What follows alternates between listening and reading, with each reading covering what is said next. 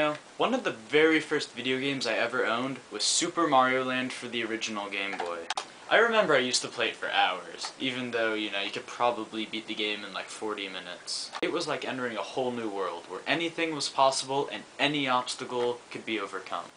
I picked up quite a few Mario games over the years, and they all have this in common: exploring a brand new world. You know, you could just turn on your game, throw your real-world problems away, and face Mario's problems, like not getting hit by a turtle shell, not falling off of a cliff, etc., etc. New Super Mario Bros Wii does this, but it brings some of those real-world problems with it when you play multiplayer. I hadn't had much multiplayer Mario experience before this game. I had heard that this game had a bad habit of breaking friendships. And while my friendship with Name and Address Withheld wasn't destroyed, I can see where a lot of this frustration comes from. One real-world problem is crowded spaces. If you're at school, work, anywhere public, there's gonna be a lot of people and maybe not a lot of room for them. And this is also true with New Super Mario Bros Wii. Many of the deaths that Joe and I had came from us bumping into each other or bouncing off of each other. And it's exactly what you would expect from bouncing off someone's head in a Mario game. But it's really frustrating at times, and it often caused more harm than good. I only played this game with 2 players, and there wasn't a lot of space. There wasn't a lot of margin for error in some situations. I can't imagine what 4 players would be like, just careening off each other, running around. Now, spoiler alert, I didn't beat the game, but it still follows the same basic plot as all the other games. You know, you're hanging with Peach, doing whatever, all of a sudden Bowser comes. This time he's brought all of his kids, because, does he have like 7 kids? Yeah, I think he has 7.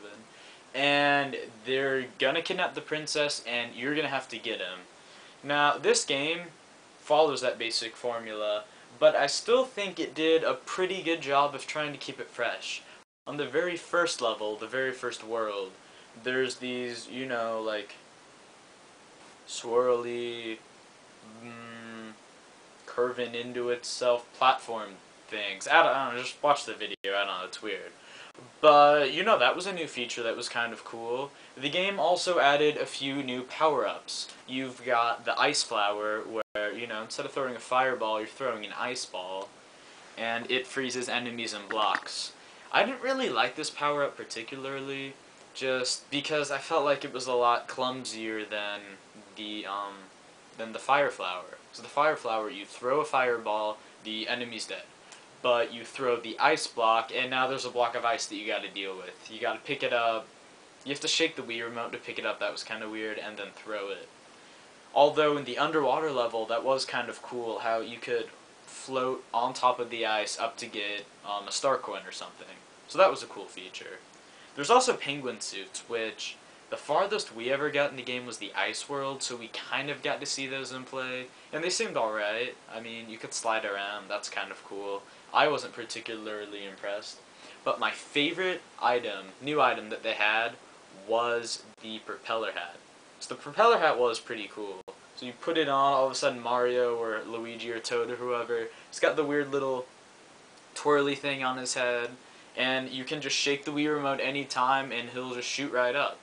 And from there you can press down, do like a spiral attack on enemies, drill through blocks. I thought it was pretty cool, and it was a lot of fun to have. Oh yeah, the game also has Yoshis. They let you ride Yoshis. That was alright. It's kind of fun. Riding Yoshis. We only reached the 3rd world, and by the time we did that, we had spent about an hour, give or take. And I didn't think that was very, big, especially for 2 divided by 8, 1/4 of the whole game. 1 hour. So you can beat the game in 4 hours, I guess. A lot of the worlds, too, you could, like, bypass large chunks of it. It's not like the original NES Super Mario Bros. Where you have to, beat World 1-1, World 2-2, 3-3, 4-4, whatever. This, there were a couple of paths that you could take. By the time we reached the desert level, there were I think 2 branches at the beginning, so we ended up only having to do 3 worlds, and then we were at the castle already. And, I don't know, I thought that was kind of dumb. Another thing the game had was the continue system.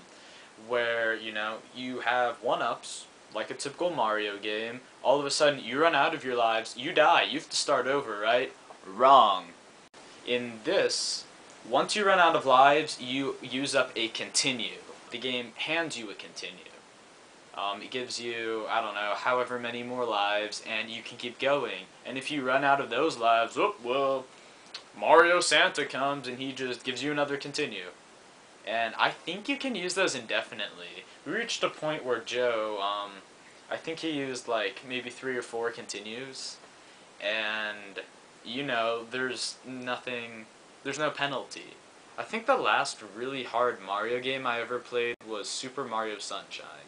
Just because I remember those levels where you didn't have your water pack, and those were really challenging, and it took me like 5 years to beat the game. Yeah, so I guess I suck. But since then, I really feel like Mario games aren't too hard, especially, you know, when they just throw continues at you. And I understand that it's for kids, you know, it's for children, but even so, you know, it's not as fun without a challenge. So I think if it came down to it, if I had the option of buying this game, you know, so I could sit down by myself and just play through it, I wouldn't do it. Just because, I don't know, there's not a lot of motivation there. I feel like beating this game, or trying to beat this game, wouldn't feel as much of an achievement, because it's so easy. However, if I wanted a multiplayer game to play with friends, then yeah, I'd definitely buy it, because it was really fun.